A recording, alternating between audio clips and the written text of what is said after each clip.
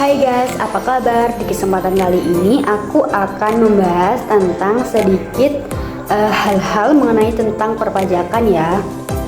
Sebelumnya, perkenalkan nama saya Melisa Wijayanti, kalian bisa panggil aku Mi.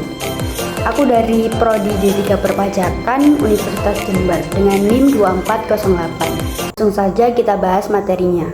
Pajak itu apa sih? Pajak itu beneran nggak sih ngebantu kita? Jadi pajak itu kayak semacam iuran wajib yang kita bayar ke negara.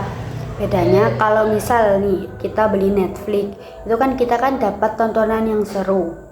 Terus kalau kita bayar pajak itu nggak dapat sesuatu secara langsung, tapi kita ngerasain manfaatnya.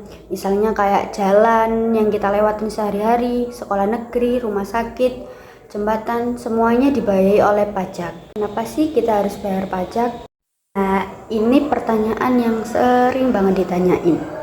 Pajak tuh ibarat patungan buat bikin negara jalan. Kita bayangin aja kalau semua orang nggak bayar pajak, mungkin jalanan banyak yang rusak, listrik buat penerangan jalan juga nggak ada, atau bahkan gaji guru atau tenaga kesehatan nggak dibayar. Jadi pajak ini penting banget buat kesejahteraan bersama. Ada 4 macam pajak yang harus kita tahu. Yang pertama itu ada pajak penghasilan atau PPh, yang berarti kalau kita kerja atau punya usaha, ada potongan dari gaji atau penghasilan kita buat pajak. Yang kedua itu ada pajak pertambahan nilai atau PPN. Setiap kali kita beli barang, harga yang kita bayar udah termasuk pajak 11%.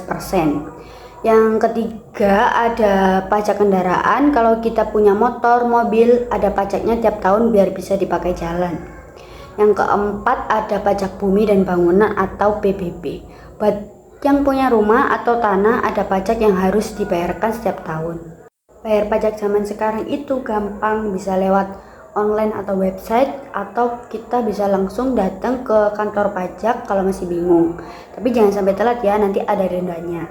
Apa konsekuensi kalau kita nggak bayar pajak? Banyak banget ya, kita bisa kena denda, teguran, sampai urusan hukum kalau ketahuan nggak bayar pajak gede-gedean. Jadi mendingan taat pajak daripada kena masalah. Jadi intinya pajak itu kayak investasi kita buat negara yang lebih baik.